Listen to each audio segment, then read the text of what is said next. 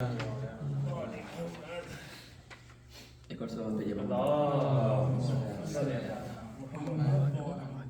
اعوذ باللہ من الشیطان الرجیم بسم اللہ الرحمن الرحیم لا حول ولا قوة الا باللہ العلی العظیم نحمدہ ونستعینہ ونستغفرہ ونشکرہ ونتوسل الیہ ونتوکل علیہ ونصلی ونسلم علی خیرتہ فی خلقہ حافظ سرہ ومبلغ رسالاتہ سیدنا ونبینا ابی القاسم محمد اللهم صل على محمد وعلى آل بیتہ الطیبین الطاہرین المعصومین سیما بقیت اللہ فی الارضین قال اللہ تعالی فی کتابہ المبین وقوله الحق اعوذ باللہ من الشیطان اللعین الرجیم یا ایھا الذین آمنوا قوا انفسکم واہلیکم نارا صدق اللہ العلی العظیم صلوات بھیجیں محمد علیہ السلام علیکم ورحمۃ اللہ وبرکاتہ۔ وعلیکم السلام۔ سب سے پہلے میں اپنے آپ کو اور آپ تمام مومنین مومنات اور سننے والوں کو تقوی الہی کی وصیت اور نصیحت کرتا ہوں اور اللہ تعالیٰ سے یہ دعا کرتا ہوں کہ ہماری تمام کوششوں کو جو ہم اس کی راہ میں انجام دے رہے ہیں تقوی الہی کے ساتھ انجام دینے کی ہم سب کو توفیق عطا فرمائے۔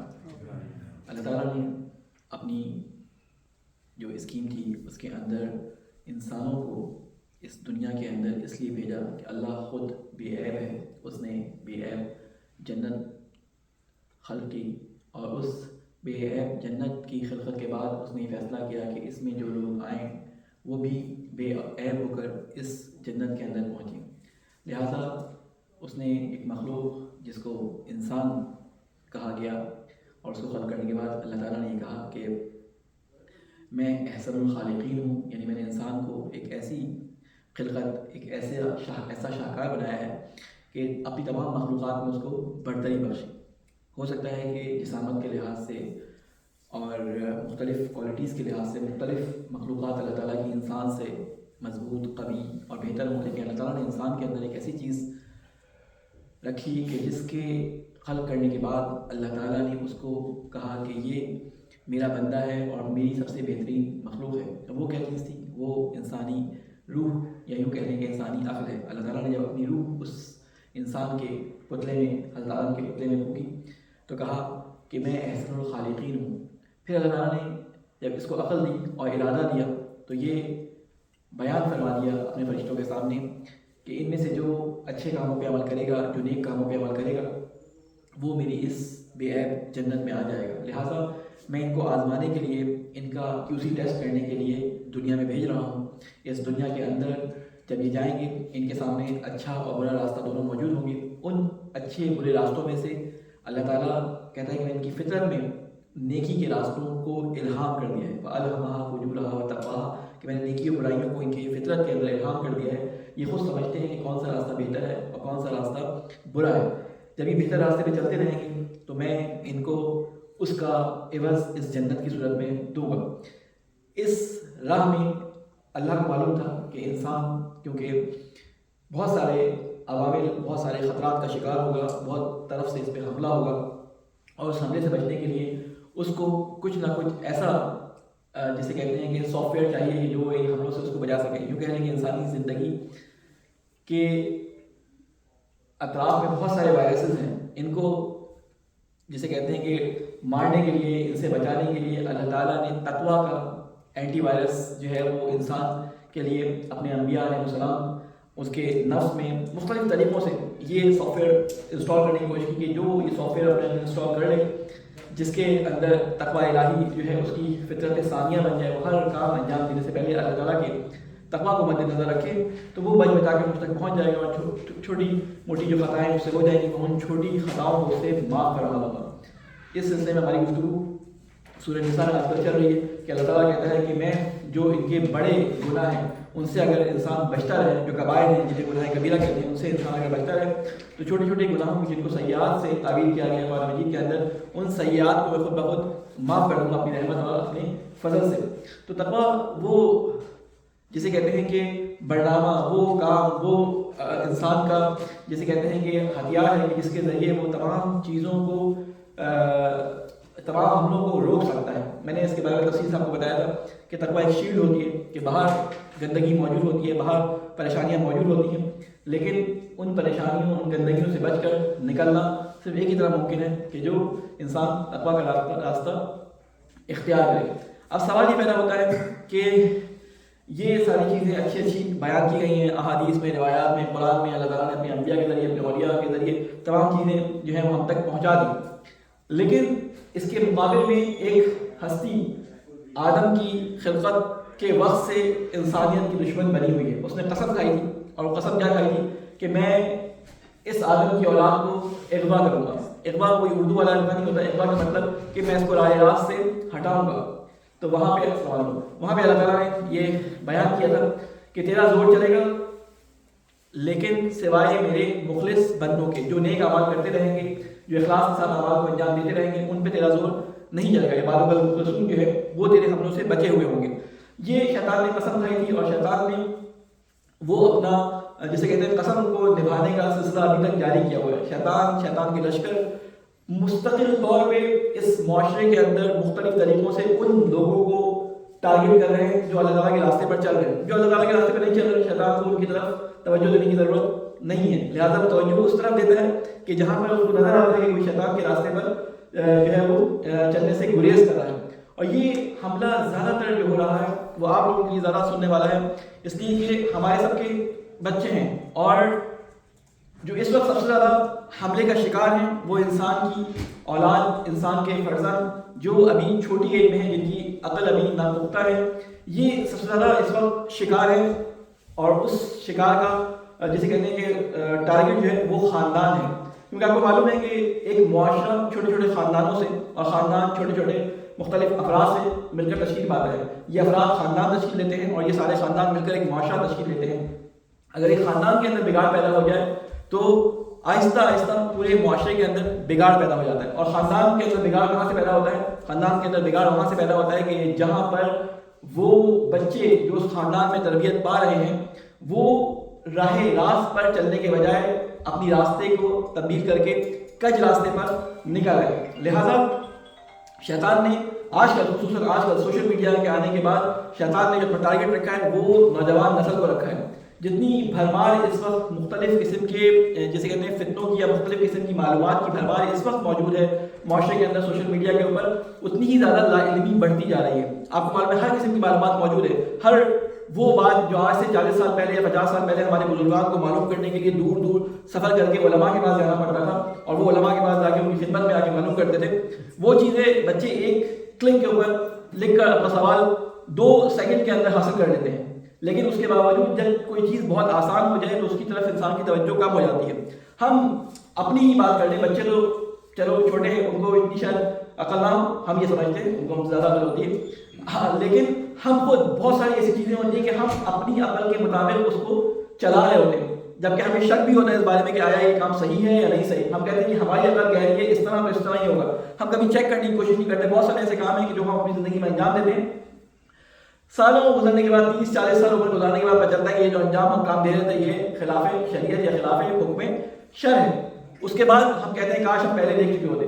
تو یہ تمام ٹارگیٹڈ جسے کہتے ہیں نا ہدف اس وقت جو موجود ہے وہ شیطان کی نظر میں وہ بچے ہیں جو خاندانوں کے اندر تشکیل پا رہے ہیں. وہ خاندان جس میں امام زمانہ کے سپاہی تشکیل پائے تھے, وہ خاندان جس کے اندر آگے مستقبل کے معمار تشکیل پائے تھے, وہ خاندان جن کے اندر اولاد ایسی تشکیل پائیں تھی جو ماں باپ کے لیے صالح اولاد ہو, ماں باپ کے لیے باعث جنت کے اندر جسے کہتے ہیں کہ درجات کے آگے یا بڑھنے کے باعث ہو, ایسی اولاد پرورش نہیں پا رہی. تو اس نے سب سے کام پہلا یہ کیا کہ اس نے اس اولاد کو خصوصاً اس معاشرے میں جہاں ہم رہ رہے ہیں, یہ ہمارا مبتدا بے مسئلہ ہے, اس معاشرے کے اندر انہوں نے ایک کام یہ کیا کہ انہوں نے بچوں کو اپنے قبضے میں کرنے کی سب سے پہلے کوشش کی. آپ دیکھیں گے کہ اسکول سسٹمز اس طرح کے بنائے گئے کہ آپ کا بچہ بچپن سے گورنمنٹ کی ملکیت ہو جاتا ہے. وہ تمام اخراجات جو آپ کے کرنے کے اخراجات تھے, اگر ہم اپنے ممالک کے اندر ہوتے یہ سارے اخراجات ہمیں کرنے پڑتے, وہ تمام اخراجات بچے کی گورنمنٹ اٹھاتی ہے, اور اس کی کوشش یہ ہوتی ہے کہ یہ بچہ بجائے اس کے گھر کے اندر اس کی تربیت ہو, گھر کے اندر اس کی پرورش ہو, تربیت کے باقی مراحل انجام پائیں, وہ تربیت اس کی باہر نکال کر گھروں سے باہر نکال کے اسکولوں میں، بازاروں کے اندر اور سڑکوں کے اندر ہو. یعنی وہ چاہتا ہے کہ بچے گھر سے نکل کر باہر بازاروں میں آ جائیں، باہر اسکولوں کی اس طرح کے فنکشنز کے اندر آ جائے کہ جہاں اس نے اپنی پوری رہنمائیوں کے ساتھ ان کو گھیرنے کے لیے انتظامات کیے ہوئے ہیں.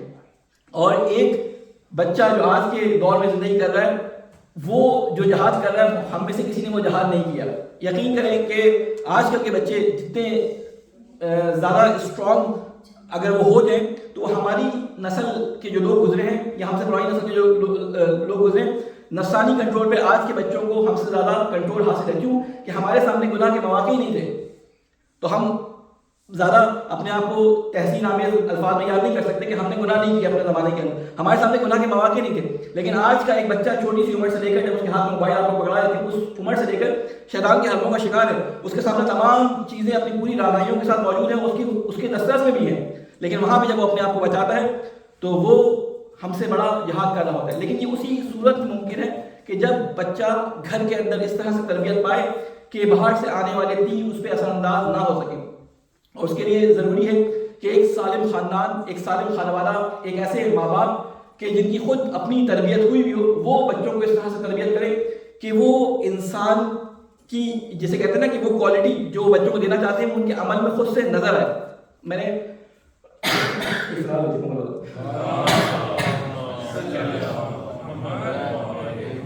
ایک روایت پچھلی دفعہ آپ کے لیے نکال کے رکھی تھی لیکن وہ بیان کرنے کا موقع نہیں ملا تھا. رسول خدا صلی اللہ علیہ وسلم سے یہ روایت ہے، رسول خدا صلی اللہ علیہ وسلم سے یہ روایت ہے کہ رسول خدا اپنے اصحاب کے ساتھ بیٹھے تھے اور انہوں نے ایک بچے کو دیکھا اور بچوں کو دیکھنے کے بعد اس سوچ میں پڑ گئے. کسی نے کچھ سوال کیا تو رسول خدا نے ایک بات ارشاد فرمائی. میں رسول خدا کی پہلے بات کو یہاں پہ نقل کروں تو اس کا ترجمہ کرتا ہوں. رویا نبی صلی اللہ علیہ وآلہ وسلم انه نظر الى بعض الاطفال فقال ویل لاولاد الاخر الزمان. کہتے ہیں کہ آپ بعض بچوں کی طرف نظر کر رہے تھے اور سوچ میں پڑنے کے بعد انہوں نے کہا کہ وائے ہو آخر الزمان کے بچوں کے بارے میں، آخر الزمان کے بچوں کے باپوں کے بارے میں. ماں کو یہاں بریم نہیں کیا، ہو سکتا ہے اس کے اندر شامل ہو، لیکن ترجمہ فی الحال آبا کا لفظ استعمال کیا، باپوں کے بارے میں. کہتے ہیں وائے ہو ان جو آخر الزمان میں بچے آنے والے ہیں ان کے باپوں کے بارے میں. تو کسی نے سوال کیا یا رسول اللہ فقیل یا رسول اللہ من آبائہم المشرکین، کیا آپ ان ماں باپ کی بات کر رہے ہیں جو مشرک ہوں گے؟ تو رسول اللہ صلی اللہ علیہ وسلم نے فرمایا لا من آبائہم المؤمنین لا یعلمونہم شیئا من الفرائض. میں ان باپوں کی بات کر رہا ہوں. آبا جب آتا ہے، دیکھیں یہ ایک طریقہ کار ہے، آبا کا لفظ جب آتا ہے تو آبا و اجداد مراد ہوتا ہے. آبا و اجداد میں صرف مرد ہی نہیں آتے، گو کہ مخاطب مرد ہیں یہاں پہ، باپ ہیں، لیکن آبا و اجداد میں ہر وہ شخص جو تربیت کرنے والا ہو، چاہے باپ ہو، چاہے چچا ہو، چاہے ماں ہو، کوئی بھی جو تربیت پہ اثر انداز ہوتا ہے اس کی بات ہونی ہے یہاں پہ. تو فرما رہے ہیں کہ من آباء المؤمنین، ان مومن باپوں کی، ان مومن آبا و اجداد کی بات کر رہا ہوں. لا یعلمونہم شیئا، کہ جو ان کو شیئا من الفرائض، جو ان کو فرائض کے بارے میں تعلیم دینے کے لیے کوتاہی کرتے ہیں، یعنی جو ان کے فرائض ہیں دین کے بارے میں وہ سکھانے میں کوتاہی کرتے ہیں. وَإِذَا تُعَلِّمُوا أَوْلَادَهُمْ مَنَعُوهُ، اور اگر ان کی اولاد چاہتی بھی ہے کہ کوئی دین کا علم حاصل کرے، دین کے بارے میں معلومات حاصل کرے، تو مَنَعُوهُ، تو ان کو منع کر دیتے ہیں. یعنی یہ نہیں چاہتے کہ دین کے بارے میں زیادہ معلومات کریں. کیوں؟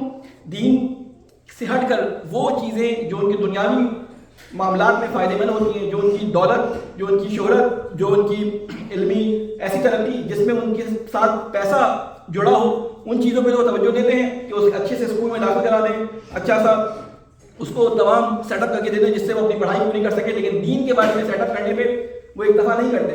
اس کی تفصیلات آپ خود مجھ سے بہتر جانتے ہیں کہ ہمارے یہاں دینی تعلیم کا سلسلہ جو ہے وہ اسی حد تک ہے. آپ اس چیز سے دیکھ لیں کہ دینی تعلیم حاصل کرنے کے لیے ہم نے سنڈیز کو رکھا ہوتا ہے. خالی ہم 3 سال یا 2 سال بچے کو قرآن پڑھا کے سمجھتے ہیں، دینی تعلیم اس کی مکمل ہو گئی، اب اس کا ہم نے سافٹ ویئر انسٹال کر دیا، یہ ساری عمر یہ سافٹ ویئر کام کرتا رہے گا بغیر اینٹی وائرس کے.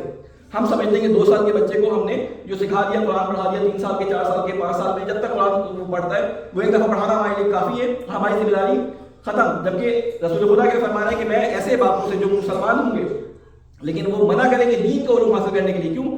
کہتے ہیں کہ اگر دین کا علم حاصل کرے گا تو لوگ کہیں گے یہ مولوی ہو گیا ہے، اس کو آگے پیسہ نہیں ملے گا، اس کو آگے جو ہے زندگی میں ترقی نہیں ملے گی، اس لیے اس طرف نہ جاؤ، اس طرف چلے جاؤ. پتہ نہیں یہ کانسیپٹ ہمارے ذہنوں میں کہاں سے آ گیا کہ دین کا علم اور دنیا کا علم 2 الگ الگ علم ہیں. نہ دین کا علم نہ دنیا کا علم، یہ اصل میں تقسیم ہی غلط ہے. ہر وہ علم جو اللہ تعالیٰ کی مخلوق کی خدمت کے لیے حاصل کیا جائے وہ دین کا علم ہے، وہ اللہ کا علم ہے، وہ علم ہے، اصل میں علم وہی ہے. یعنی اگر وہ ایک عالم بننے پہ ڈیپینڈ کرتا ہو کہ عالم بن کر اللہ کی مخلوق کی خدمت کر سکے، وہ بھی علم ہے.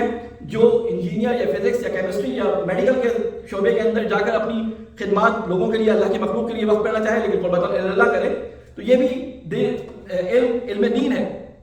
یہ جو کام بڑے بڑے سائنسدانوں نے فزکس میں کیا یہ بھی علم دین ہے. اللہ تعالیٰ کی رازوں کو کشف کیا. اللہ تعالیٰ نے صرف یہ نہیں کہا تھا کہ میری ان آیات جو قرآن مجید کے اندر ان پہ غور کرو. وہ جو فزکس دان ہے، وہ جو کیمسٹری دان ہے، جو اللہ تعالیٰ کی آیات پہ غور کر کر، اللہ تعالیٰ کی کائنات پہ غور کر کر ایسے ایسے قوانین نکالتا ہے کہ جو کائنات کو تصویر دینے میں مددگار ثابت ہوتے ہیں، وہ بھی علم دین کے حساب سے آگے بڑھ رہا ہے، اللہ تعالیٰ کی مخلوق کی خدمت کر رہا ہے. بس نیت اس میں قربتاً اللہ نہیں ہے، اس وجہ سے شاید وہ ثواب اس کو نہ مل سکے. لیکن اگر قربتاً اللہ نیت ہو تو اس کام کو آگے بڑھایا جا سکتا ہے. تو رسول خدا کیا فرماتے ہیں کہ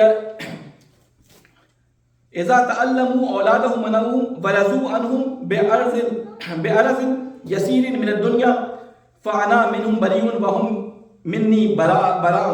کہتے ہیں کہ جب یہ دنیا کی چھوٹی سی بھی کوئی دیکھتے ہیں ترقی کسی کام میں، کوئی چھوٹا سا کورس دیکھتے ہیں، اپنے الفاظ میں بیان کر رہا ہوں کہ اگر چھوٹا سا کورس دیکھتے ہیں کہ اس کورس کرنے سے اس کی کوئی ترقی ہو جائے گی، اس کی تنخواہ میں اضافہ ہو جائے گا، تو اس کے لیے جستجو اس کے پیچھے لگ جاتا ہے کہ فلاں ٹیکنالوجی، فلاں کورس، فلاں جو ہے وہ ہینڈز آن وہ کر لو، اس کے بعد تمہاری تنخواہ میں اتنا اضافہ ہو جائے گا. لیکن دین کے بارے میں یہ اپنے بچوں کو تشویق نہیں کرتے کہ علم دین حاصل کرنے کے لیے آگے بڑھے. پھر اس کے بعد آپ صلی اللہ علیہ وسلم نے فرمایا کہ میں ان سے بری ہوں اور یہ مجھ سے بری ہیں اور مجھے پسند نہیں کرتے. اس میں کیا جملہ پوشیدہ ہے، علماء یہاں پہ بیان فرماتے ہیں کہ یہ مجھ سے بری کا مطلب کیا ہے. یعنی یہ ماں باپ بھی مجھ سے بری ہیں، یعنی میں ان سے برات کا اعلان کرتا ہوں اور یہ بھی مجھ سے برات کا اعلان کرتے ہیں.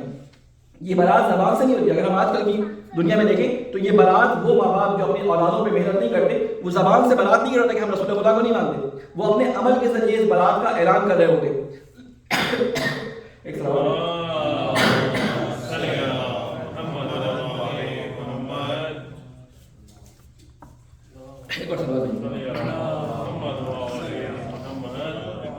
لہٰذا جب بھی اب ان لوگوں کے لیے بات کروں، ہماری عمریں اس چیز سے نکل چکی ہیں، لیکن آئندہ آنے والی نسلوں تک یہ پیغام اگر پہنچ جائے کہ جب بھی کوئی شخص، کوئی بچہ، کوئی لڑکا یا لڑکی شادی کے لیے اپنے ہمسر، اپنے اسپاؤس کا انتخاب کرنے جائے تو بجائے اس کے کہ وہ ان معیارات کو جو آج کل کی دنیا میں رائج ہیں ان کو دیکھے، ان کو بھی دیکھ لے، لیکن اصل معیارات وہ ہیں جو دین نے اس کے لیے بتائے ہیں. یعنی ایک اچھا بچوں کے لیے ایک اچھا باپ اور بچوں کے لیے ایک اچھی ماں کا انتخاب اصل میں ہوتا ہے. بچے کی تربیت اسپاؤس کے انتخاب سے شروع ہو جاتا ہے. اس لیے انتخاب کرتے وقت شادی کے لیے لڑکی اور لڑکا دونوں اس چیز کو مدد رکھیں کہ دینداری میں اور مختلف چیزیں جو دین میں مددگار ثابت ہو سکتی ہیں اس میں کہاں تک یہ مرد یا یہ خاتون سازگار آپس میں ہو سکتے ہیں. ہم امام حسن یا امام حسین علیہ السلام کی زندگی میں نظر ڈالیں، خود امام تھے، اپنے بچوں کی تربیت میں کسی کی کوتاہی انہوں نے نہیں رکھی تھی. لیکن آپ اگر دیکھیں امام حسین علیہ السلام جیسی شخصیت اپنے ایک فرزند کی استاد کو ایک دفعہ انہوں نے سورہ حمد یاد کرانے پر 1000 درہم کا تحفہ دیا. کسی نے سوال کیا مولا 1000 درہم، ایک درہم سونے کا سکہ ہوتا تھا، 1000 درہم اس کو دیے. کسی نے کہا مولا یہ 7 آیتیں الحمد سکھانے پر آپ نے اس کو 1000 درہم دے دیے. کہتے ہیں تم یہ نہ دیکھو کہ اس نے اس کو 7 آیتیں سکھائی ہیں، اس نے اس کو ایک چھوٹی سی سورہ یاد کرائی ہے، تم یہ دیکھو کہ اس نے اللہ کا وہ کلام جو قرآن کا خلاصہ، اپنے الفاظ میں اس کو بیان کر رہا ہوں کہ قرآن کا خلاصہ الحمد کے اندر ہے، اس کی تعلیم دی اور میرے بچے کو سکھایا کہ اللہ کی تعریف، اللہ کا تعارف اس ہم کے اندر موجود ہے، وہ اس نے میرے بچے کو تعلیم دیا. لہذا ہمیں بھی اپنے بچوں کے لیے یہ انتظامات کرنے چاہیے. اس کے بعد میں ایک روایت سنا کے اپنی بات کو ختم کروں. سوال بھیجنے امام صادق علیہ السلام سے بھی روایت آئی ہے اور مختلف امام باقر، امام رضا، مختلف ائمہ علیہ السلام سے تھوڑے سے الفاظ کے فرق کے ساتھ یہ روایت آئی ہے. رسول خدا سے انہوں نے نقل کی ہے اور فرماتے ہیں کہ خیر ما یخلف الرجل، کہ بہترین چیز جو کوئی آدمی اپنے بعد چھوڑتا ہے وہ کیا ہے؟ ثلاثۃ، وہ 3 چیزیں ہیں. بہترین چیز جو کوئی آدمی اپنے بعد چھوڑتا ہے وہ 3 چیزیں ہیں. وہ 3 چیزیں کیا ہیں؟ امام فرماتے ہیں کہ ولد صالح یدعو لہ، کہ ایسا فرزند جو اس کے مرنے کے بعد اس کے لیے دعا کرے. ہم دیکھیں پرانے زمانے میں ہمارے ہاں رواج تھا کہ مرحومین کے لیے باقاعدہ فاتحہ خوانی ہر جمعرات کو کی جاتی تھی. اب وہ عموماً کچھ گھروں میں ہی محدود ہو کے رہ گیا. بعض گھروں میں ہوتا ہے، بعض گھروں میں نہیں ہوتا، کیونکہ یہ جو دعا ہم اپنے مردوں کے لیے، اپنے مرحومین کے لیے کرتے ہیں، یہ ان کے لیے بہت فائدہ مند ہے. میں ابھی ایک عالم کی داستان کہانی پڑھا تھا، لائف ہسٹری پڑھا تھا، اس میں انہوں نے ایک ذکر کیا تھا واقعہ کہ یہ دعا ہم اپنے ماں باپ کے لیے، اپنے بزرگان کے لیے، اپنے رشتہ داروں کے لیے کرتے ہیں. یہ دعا بالکل ایسی ہوتی ہے کہ ایک روزانہ ایک کھڑکی کھل جاتی ہے. اگر وہ کسی عذاب کا شکار ہوتے ہیں جہاں پہ گھٹن ہو، وہاں پر ایک ایسی کھڑکی کھل جاتی ہے کہ جس سے ٹھنڈی ہوا اور ایک نرمی کا، رحمت کا جھونکا وہاں سے ان کے لیے داخل ہو جاتا ہے، جو ان کو سانس لینے میں آسانی فراہم کرتا ہے. بعض دفعہ ان کے گناہوں کو ان سے دور کر دیتا ہے. حضرت عیسیٰ علیہ السلام کا ایک واقعہ ملتا ہے کہ حضرت عیسیٰ علیہ السلام ایک قبرستان سے گزر رہے تھے تو آپ نے دیکھا کہ ایک قبر پہ عذاب ہو رہا ہے. آپ کو معلوم ہے کہ حضرت عیسیٰ علیہ السلام کو اللہ تعالیٰ نے بہت سارے معجزات دیے تھے. ان معجزات میں سے ایک معجزہ یہ تھا کہ وہ لوگوں کے اندر کے حالات ان کے علم میں آ جاتے تھے. تو ایک قبرستان سے گزرے، کسی قبر پہ عذاب ہو رہا تھا، وہاں سے اپنے حواریوں کو لے کر کنارے سے گزر گئے. اگلے سال وہاں سے گزرے تو انہوں نے اپنے حواریوں سے کہا کہ پچھلی دفعہ یاد ہے کہ میں یہاں سے گزرا تھا تو میں نے کہا تھا قبرستان سے ہٹ کے چلو، یہاں پہ اس قبر والے کو عذاب ہو رہا ہے. اب میں نے دیکھا کہ وہ قبر والا بڑے آسانی اور اللہ تعالیٰ کی رحمت میں موجود ہے. تو آپ نے سوال کیا کہ یا عیسیٰ ابن مریم ایسا کیوں ہوا؟ تو فرمایا کہ یہ اس لیے ہوا کہ اس کا ایک بچہ نابالغ تھا. جب وہ بڑا ہوا تو اس نے اپنے باپ کے لیے ایک ایسا کام کیا کہ جس کی وجہ سے باپ کو مسلسل اس کا ثواب پہنچ رہا ہے. اس نے کوئی اس میں وہ تفسیر ہے کہ اس نے ایک ایسا خیراتی کام کیا کہ جس کی وجہ سے بہت سارے لوگوں کو فائدہ اس سے ہوا. کوئی کنواں کھلوایا یا کوئی چیز وقف کی جس کی وجہ سے جو بھی اس کام کے اندر اس نیک کام میں جو ہے وہ اپنا حصہ ڈالتا ہے، یہ ثواب اس کے باپ کو مسلسل پہنچتا ہے. اس وجہ سے اللہ تعالیٰ نے اس کے عذاب کو دور کر دیا. تو ایک اولاد ایسی جو مرنے کے بعد ماں باپ کے لیے دعا کرے، ایسی اولاد جو ہے وہ اللہ تعالیٰ کے رسول یا اللہ تعالیٰ کے جو رسول کو فرماتے ہیں کہ یہ تین چیزیں سب سے بہترین چیزیں ہیں. دوسری چیز کیا فرماتے ہیں کہ وصدقۃ تجری یبلغ اجرہا، یا ایسا کام کرے تین کاموں سے کون سا کام ہے؟ دوسرا کام کیا ہے؟ ایسا کام کرے کہ جو بعد میں لوگوں کے لیے قابل استفادہ ہو. کوئی اسکول بنا دے، کوئی مسجد بنوا دے، کوئی کنواں کھلوا دے، کوئی ایسا جسے کہتے ہیں کتاب لکھ دے کہ جو بعد میں آنے والوں کے لیے مسلسل باعث ہدایت ہو. وہ علماء کہ جنہوں نے یہ کام کیا، ایسی کتابیں لکھ دی کہ ان کی کتابوں میں سے کوئی ایک کتاب ایسی ہوگی کہ جو ان کی زندگی کے لیے ہمیشہ کے لیے، جب تک وہ یعنی دنیا باقی ہے، جب تک ان کو ثواب ملتا رہے گا. مثال کئی علماء گزرے، انہوں نے بہت اچھی اچھی سنتیں ڈال دی ایک صحابہ پہ.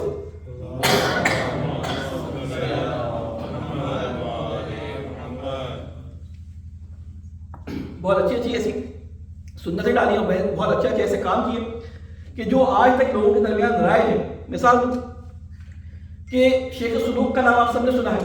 شیخ صدوق کون ہے؟ ہماری وہ 4 کتابیں جو احادیث کی مشہور کتابیں ہیں، جو ہمارے یہاں اعتبار کے لحاظ سے بڑی سنگین سمجھی جاتی ہیں، ان میں سے ایک کتاب کے رائٹر ہیں شیخ صدوق. ان سے کسی نے درخواست کی کہ آغا صاحب آپ اور دوسرے علماء ہمارے شہر سے دور رہتے ہیں، ہمارے پاس کوئی عالم نہیں ہے جو ہمارے فقہی مسائل، ہمارے شرعی مسائل ہمیں آ کے بیان کر سکے، تو آپ ہمارے لیے ایسی کتاب لکھ دیں کہ جو علماء کے بغیر ہم اپنی زندگی کو گزار سکیں، اور جب ملاقات ہو تو اس سے ہم تصحیح کروا سکیں. یہ خود مقدمے میں جو ہے وہ شیخ صدوق لکھتے ہیں. اور کون سی کتاب؟ وہ آدمی جو آیا تو اس کے جواب میں شیخ صدوق نے 20 سال یا 25 سال کی محنت کے بعد ایک کتاب لکھی. کئی سال لگے اس کو لکھنے میں. اس کتاب کا نام کیا تھا؟ من لا یحضرہ الفقیہ، اس کے لیے جس کے پاس فقیہ حاضر نہ ہو. کتاب کا مطلب یہی ہے، من لا یحضرہ الفقیہ کتاب کا نام ہے. اور مطلب کیا ہے؟ اس کے لیے جس کے پاس فقیہ، جس کے پاس عالم مہیا نہ ہو. اور اس کتاب میں وہ احادیث ساری مختلف ابواب کی صورت میں جمع کر دی. آج بھی کوئی شخص اگر مجتہد بننا چاہتا ہے تو اس کے لیے ناگزیر ہے کہ وہ اس کتاب کو پڑھے بغیر مجتہد بن جائے. یعنی دینی منابع، دینی سورسز کے اندر یہ کتاب ریڑھ کی ہڈی کا کام کرتی ہے، ریڑھ کی ہڈی کی حیثیت رکھتی ہے. 300 کتابیں شیخ صدوق نے لکھی، لیکن ان 300 کتابوں سے یہ ایک ایسا کام تھا، بہت سارے کام ان کے ایسے، لیکن یہ ایک ایسا کام تھا کہ ہر عالم دین، ہر شخص جو علم دین حاصل کرنے کے لیے احادیث سے رجوع کرتا ہے، وہ ان 3-4 کتابوں میں سے کافی ہو گئی، من لا یحضرہ الفقیہ ہو گئی، استفسار ہو گئی. ان کتابوں کی طرف جو ہے ضرور رجوع کرتا ہے. لہذا دوسرا کام کیا ہوگا رسول خدا کی حدیث کے مطابق کہ پہلا ایسا فرزند جو دعا کرے ماں باپ کے لیے, دوسرا وہ جو ایسا نیک کام کرتے ہیں جو بعد میں آنے والے اس سے استفادہ کرے. اور یہ دو مربوط نہیں ہے لیکن میں کیونکہ حدیث میں ہے تو میں بیان کر دوں. اور تیسری چیز وَعَلَمَا يَعْمَلُ مِن بِهِ مِن بَعْدِهِ, اور اپنے بعد ایسی نیک سنت چھوڑ جائے کہ بعد میں آنے والے اس سنت پہ عمل کرتے ہیں. نیک سنت جیسے آپ بدعت حسنہ کہتے ہیں, ایسی جس کی دین اجازت دیتا ہو. ہر بدعت کو دین میں رائج نہیں کیا سکتا. بعض چیزیں ایسی ہوتی ہیں بدعت کا لفظ اصل میں خود بدعت کا لفظ ہی کوئی اتنا اچھا لفظ نہیں ہے دین کے اندر کسی نئی چیز کو داخل کرنا. لیکن کچھ کام ہوتے ہیں نیک اور اچھے کام, مثلا مثال کے طور پہ نماز کے بعد دعائیں میں زمانہ پڑھنا, مثال کے طور پہ کسی نے یہ رائج کیا اور آج تک لوگوں میں چلا آ رہا ہے. یا سید ابن طاووس کا نام آپ لوگوں نے سنا ہوگا. سید ابن طاووس بہت بڑے عالم گزرے. انہوں نے ایک سنت ایسی ڈالی کہ آج تک اسلامی ممالک کے اندر بعض جگہوں پہ اور کچھ پاکستان کے اندر بھی یہ سنت پہ عمل کیا جاتا ہے. اور وہ کیا تھا, وہ بچوں کا جشن تکلیف منانا. یہ ہمارے ہاں ابھی اتنا رائج نہیں ہے پاکستان کے اندر, بعض فوجوں کے اندر اور بعض دینی اور مذہبی فیملیز کے اندر یہ رائج ہے. وہ کیا ہے کہ انہوں نے اپنے زمانے میں سید ابن طاووس نے وہ بچے جو بلوغ کی حد کو پہنچ جاتے تھے, بچیاں یا بچے, تو ان کے لیے ایک جشن مناتے تھے اور اس کے اندر علماء کو بلا کر اس بچے کو اس بارے میں احکامات, اس کی زندگی میں آنے والے جو مبتلا بے مسائل ہوتے تھے وہ بیان کیے جاتے تھے. اس کے دوستوں کو, رشتہ داروں کو بیان کرایا جاتا تھا کہ آج کے بعد یہ ایک ذمہ دار انسان, ایک ذمہ دار لڑکا یا ذمہ دار لڑکی بن گئی ہے. آج تک اس کے اوپر ذمہ داریاں نہیں تھیں لیکن اللہ کی طرف سے آج کے بعد اس کے اوپر ذمہ داریاں آ رہی ہیں. تو یہ ایک سنت ایسی تھی کہ انہوں نے ڈالی اور آج تک جشن تکلیف کے نام سے یہ مختلف اسلامی ممالک کے اندر رائج ہے. تو بعض چیزیں ایسی ہوتی ہیں کہ انسان کے لیے باعث ثواب ہوتی ہیں. کوئی بھی ایسا کام آپ کسی کے لیے وقف کر دیں, کوئی چیز, پہلے زمانے میں وقف کا بہت زیادہ رواج تھا لیکن اب وہ بالکل ختم ہو گیا. ہمارے لوگوں کو پتہ ہی نہیں وقف ہوتا کیا ہے. وقف ہوتا یہ ہے کہ آپ کوئی بلڈنگ, کوئی کنواں, کوئی ایسی ہاسپٹل ایسا بنا دیں, وقف کر دیں لوگوں کے لیے کہ اس میں آنے والا ہر شخص اس کا فری علاج ہوگا مثال کے طور پہ, یا اس کا کنسیشن کے ساتھ علاج ہوگا اور آپ اپنے پیسے سے بنوا دیں طرح, اور اس کی زمین کو, اس کی تمام چیزوں کو ڈونیٹ کر دیں آئندہ آنے والے لوگوں کے لیے. کوئی اس کا مالک نہ ہو. وقف کا مالک صرف امام ہوتا ہے, یا وہ جو وقف کی نگرانی کرتا ہے مالک نہیں ہوتا, وہ صرف اس کی نگرانی کرتا ہے. آج کل کی مہنگائی کے زمانے میں یہ بہت مشکل کام ہو گیا ہے, لیکن اس ثواب سے استفادہ کرنے کے لیے ابھی بھی کام کیا جا سکتا ہے کہ بہت سارے لوگ مل کر کوئی ایک ایسا ادارہ, کوئی ایسا انسٹیٹیوٹ, کوئی ایسی چیز کہ جس میں آنے والی نسلیں تربیت کے حوالے سے یا کسی بھی حوالے سے استفادہ کرتی رہیں, اس سے فائدہ اٹھاتی رہیں, وہ کام آج بھی کیا جا سکتا ہے. اللہ تعالیٰ سے دعا ہے کہ اللہ تجھے واسطہ ہے محمد والے محمد کا کہ اپنے فرزندان کی تربیت کے بارے میں جو مراحل ہم طے کر چکے ہیں ان مراحل کو ہم سے قبول فرما, اور جو غلطیاں تھیں ان غلطیوں کو سدھارنے کی ہم سب کو توفیق عطا فرما. اے اللہ تجھے واسطہ ہے محمد والے محمد کا, ہم بہت ساری باتوں سے آگاہ اور آشنا نہیں ہیں. اے اللہ اپنے قرآن اور اہل بیت کی تعلیمات کے ذریعے ہمیں ان چیزوں سے آشنا اور آگاہ فرما. اے اللہ تجھے واسطہ ہے محمد والے محمد کا ہماری گناہ کبیرہ اور صغیرہ کو معاف فرما. اے اللہ تجھے واسطہ ہے محمد والے محمد کا جو مرحومین ہماری دنیا سے جا چکے ہیں ان پہ اپنی رحمت نازل فرما. اے اللہ ہماری اولادوں کے دلوں میں, ہماری بہنوں, بیٹیوں اور نوجوانوں کے دلوں میں حب محمد والے محمد کو راسخ فرما. اے اللہ تجھے واسطہ ہے محمد والے محمد کا ہم نے جو گناہ چھپ کر یا جو گناہ ظاہری طور پر انجام دیے ان گناہوں کو معاف فرما. ہمیں آئندہ اپنی زندگی میں آنے والی مشکلات اور گناہوں سے بچنے کی توفیق عطا فرما. جہاں جہاں مظلوم مختلف قسم کے ظلموں کا شکار ہیں اللہ ظلم سے ان کو نجات عطا فرما. ہمارے علماء کرام کا سایہ ہمارے سروں پہ قائم فرما. اے اللہ تجھے واسطہ ہے محمد والے محمد کا ہمارے امام کی حفاظت فرما, ہمیں ان کے ناصر آواز میں شامل فرما. ربنا تقبل منا انک انت السمیع العلیم. بسم اللہ الرحمن الرحیم. انا اعطیناک الکوثر فصل لربک وانحر ان شانئک هو الابتر.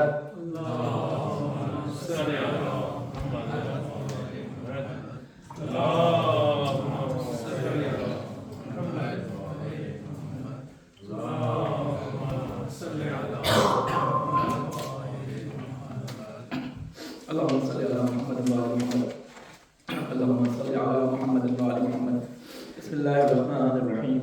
الحمد لله رب العالمين والصلاة والسلام على سيدنا ونبينا وحبيبنا حبيب قلوبنا بالقاسم محمد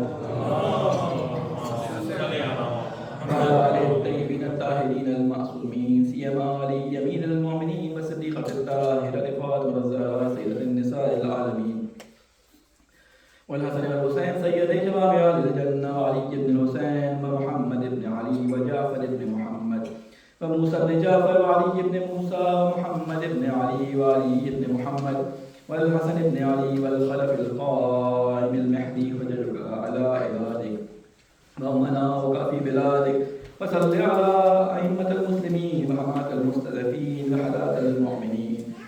اللهم صل على محمد وآل محمد. اللهم اغفر للمؤمنين والمؤمنات والمسلمين والمسلمات الأحياء منهم والأموات بيننا وبينهم بالخيرات إنك مجيب الدعوات إنك على كل شيء قدير.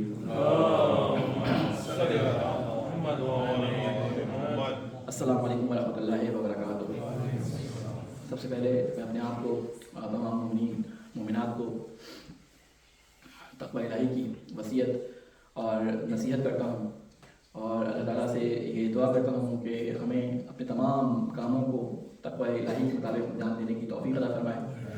تقوی وہ چیز ہے کہ اللہ تعالیٰ کسی بھی عمل کو اس کے بغیر قبول نہیں کرتا. قرآن مجید میں اللہ تعالیٰ فرماتا ہے کہ ہم عمل قبول کرتے ہیں لیکن صرف متقین سے، یعنی جو بھی اعمال کو انجام دیں اگر اس میں تقوی کے رمق نہ ہو تو اللہ تعالیٰ وہ ہم سے قبول نہیں کرتا. کیونکہ بہت سارے ایسے اعمال ہوتے ہیں کہ جو نیتوں کی وجہ سے تقوی اور غیر تقوی میں ان میں فرق ہو جاتا ہے کہ نیت کیا ہے انسان کے کام کرنے کی، کہ وہ کس نیت سے ایک اچھا کام کر رہا ہے. آیا وہ ریاکاری کے طور پہ کر رہا ہے، آیا وہ لوگوں کی مدد کے لیے کر رہا ہے، یا اپنے دل کی تسکین کے لیے کر رہا ہے، یا اس لیے کر رہا ہے کہ لوگوں کو اس کی واہ واہ ہو جائے. یہ نیتوں پہ ڈپینڈ کرتا ہے کہ کون سا کام بظاہر شکل میں دیکھنے میں ایک ہی ہوتا ہے لیکن نیت کے فرق کی وجہ سے وہ تقوی اور غیر تقوی کے معیار پہ ہم اس کو تول سکتے ہیں. ہم خیر کون ہوتے ہیں تولنے والے؟ اللہ تعالیٰ اس کا خود جیسے کہتے ہیں کہ وزن کرتا ہے اور اس کو معلوم ہوتا ہے کہ کون جو ہے وہ تقوی کے ساتھ عمل کر کے آیا ہے، کون جو ہے وہ دکھاوے کے ساتھ عمل کر کے آیا ہے. روایات میں ہمیں اس طرح کی باتیں، اس طرح کے جملات ملتے ہیں کہ بہت سارے افراد ایسے ہوں گے کہ قیامت کے دن جب وہ آئیں گے تو ان کا نامہ اعمال صفر ہوگا. تو وہ سوال کریں گے ہم نے فلاں نیک کام کیا تھا، ہم نے فلاں ادارے بنائے تھے، ہم نے فلاں بچے کی مدد کی تھی، ہم نے فلاں کام کیا تھا. تو وہاں پہ ان کو یہ جواب ملے گا کہ تم نے وہ کام اس لیے کیا تھا کہ لوگ تمہاری تعریف کریں گے، تم نے یہ کام اس لیے کیا تھا کہ لوگوں کے درمیان تمہاری عزت ہو جائے. یہ مختلف وجوہات، اس طرح مختلف قسم کی روایات اس بارے میں موجود ہیں. اس لیے اللہ تعالیٰ سے یہ ہم خود درخواست کرتے ہیں کہ ہمارے اندر شاید اتنی قوت نہ ہو کہ ہم اپنی نیتوں کو پاک کرنے میں وہ توجہ کر سکیں. اللہ تعالیٰ تو یہ واسطہ ہے محمد علیہ محمد کا ہماری نیتوں کو اپنے لیے خالص فرما. ہماری گفتگو امیر المومنین علیہ السلام کے اس خطبے کے بارے میں چل رہی تھی کہ جو مولا امیر المومنین علیہ السلام نے ایک خط کی صورت میں امام حسن علیہ السلام کو لکھا تھا.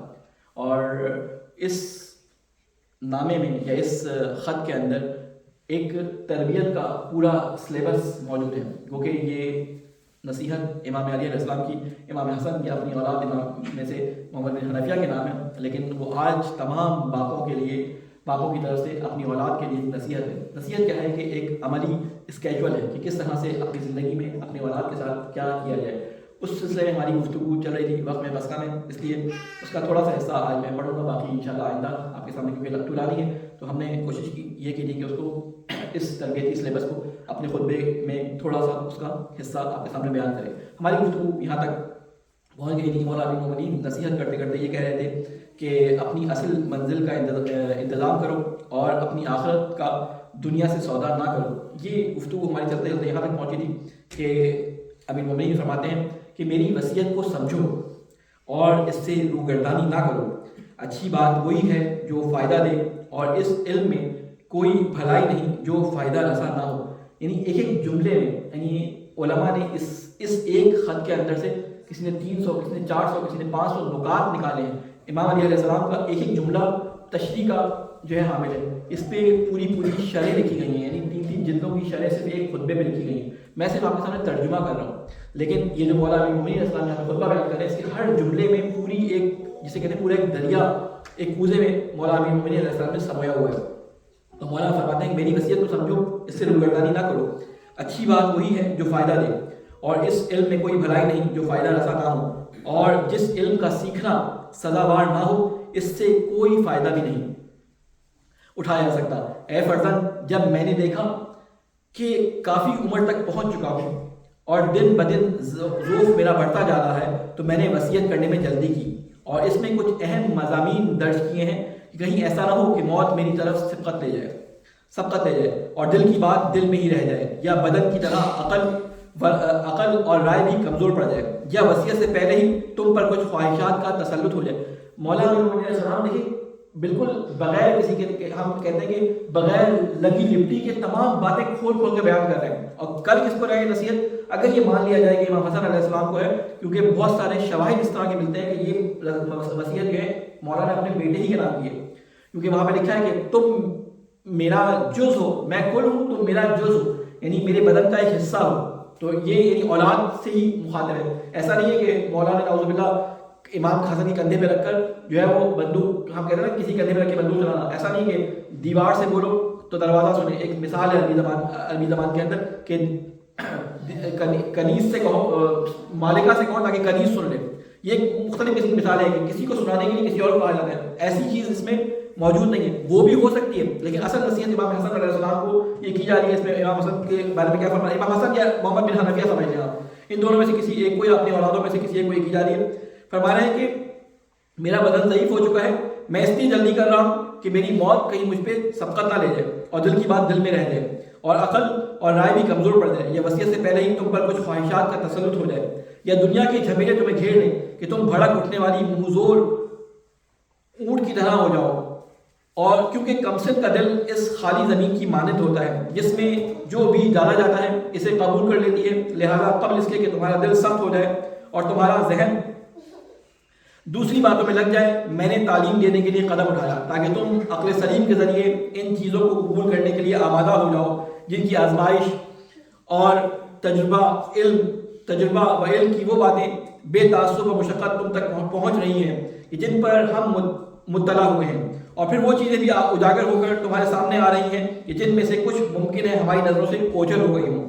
اے فرزند، اگرچہ میں نے اتنی عمر نہیں پائی جتنی اگلے لوگوں کی ہوا کرتی ہے، لیکن پھر بھی میں نے ان کی کارگزاریوں کو دیکھا ہے، ان کے حالات و واقعات پہ غور کیا ہے اور ان کے چھوڑے ہوئے نشانات میں سیر و سیاحت کی ہے، یہاں تک کہ گویا میں بھی انہی کا ایک ہو چکا ہوں. یہ تاریخ کے بارے میں مولا علی علیہ السلام کی روایت، اسی طرح کی ایک روایت بھی موجود ہے کہ مولا علی علیہ السلام نے کہا تھا کہ میں تاریخ والوں کو ایسے جانتا ہوں کہ گویا میں نے ان کے درمیان زندگی کی ہے. یہاں پہ وہ اس جملے کو لے کے آئے ہیں اور جملہ انہوں نے کیا کہا ہے کہ میں نے ان کی کارگزاریوں کو دیکھا ہے، میں نے ان کے حالات و واقعات پہ غور کیا ہے، ان کے نشانات پہ سیر و سیاحت کی ہے، گویا میں انہی میں سے ایک ہو چکا ہوں. بلکہ ان سب کے حالات و معلومات جو مجھ تک پہنچ گئے ہیں ان کی وجہ سے ایسا ہے کہ گویا میں نے ان کے اول سے لے کر آخر تک کے ساتھ زندگی گزاری ہے، چنانچہ میں نے صاف کو گدلے اور نفع کو نقصان سے الگ کر کے پہچان لیا ہے، اور اب سب کا نچوڑ تمہارے لیے مخصوص کر رہا ہوں، اور میں نے خوبیوں کو چن چن کر تمہارے لیے سمیٹ دیا ہے اور بے معنی چیزوں کو تم سے جدا رکھا ہے. اور چونکہ مجھے تمہاری ہر بات کا اتنا ہی خیال ہے جتنا ایک شفیق باپ کو ہونا چاہیے، اور تمہاری اخلاقی تربیت بھی پیش نظر ہے، لہذا مناسب سمجھا کہ تعلیم اور تربیت اس حالات میں ہو کہ تم نو عمر اور بساط دہر پر تازہ والد ہو اور تمہاری نیت کھری اور نفس پاکیزہ ہے. اس کے بعد ابھی ٹائم کیونکہ کم ہے تو انشاءاللہ اگلے جمعے کے خطبے میں کوشش کروں گا کہ میں دوسرے خطبے کے لیے وقت زیادہ نکال کر اس کو تفصیل سے آپ کے سامنے بیان کر سکوں. مولانا امین المومنین علیہ السلام نے بہت کھلے الفاظ میں اپنے بچوں کو اور اپنے بچوں کے ساتھ ساتھ ہمیں یہ نصیحت کی ہے، کیونکہ آپ کو معلوم ہے کہ مولا امین المومنین علیہ السلام کے بارے میں رسول خدا کی یہ ایک حدیث ہے کہ انا ولی ابوی هذه الامہ، کہ میں اور علی اس امت کے باپ ہیں. اگر اولاد کی بات ہے تو یہ نصیحت ہم سب کے لیے مولا امیر المومنین علیہ السلام کی نصیحت ہے کہ ہمیں وہ تمام موارد جس میں نصیحت دینے کے لیے مولا علی علیہ السلام نے یہاں پہ بیان فرمایا ہے ان تمام موارد پہ خود بھی عمل کرنا چاہیے اور اپنی اولاد کے لیے بھی وہ مواقع فراہم کرنے چاہیے کہ وہ ان احکامات پر اور ان نصائح پہ عمل کر سکیں. اے اللہ تجھے واسطہ ہے محمد والے محمد کا ہماری قریب سی بات کو اپنی بارگاہ میں قبول و مقبول فرما. اے اللہ ہمارے گناہ کبیرہ اور صغیرہ کو معاف فرما. اے اللہ جہاں جہاں مظلوموں پہ ظلم ہو رہا ہے، خصوصاً فلسطین کے اندر جو ظلم ہو رہا ہے اور رفا کے اندر جو اس وقت ان کو مارنے کے لیے اقدامات کیا ہے، اے اللہ دشمن کو نیست و نابود فرما. اے اللہ تجھے واسطہ ہے محمد والے محمد کا ہمیں اپنے مظلوم بھائیوں کی مدد کرنے کی توفیق عطا فرما. اے اللہ تجھے واسطہ ہے محمد والے محمد کا ہمارے علماء کا سایہ ہمارے سروں پر قائم فرما، ہمارے امام کی حفاظت فرما، ہمیں ان کے ناصر اعمال میں شامل فرما. ربنا تقبل منا انك انت السميع العليم برحمتك يا ارحم الراحمين. بسم الله الرحمن الرحيم. قل هو الله احد الله الصمد لم يلد ولم يولد ولم يكن له كفوا احد.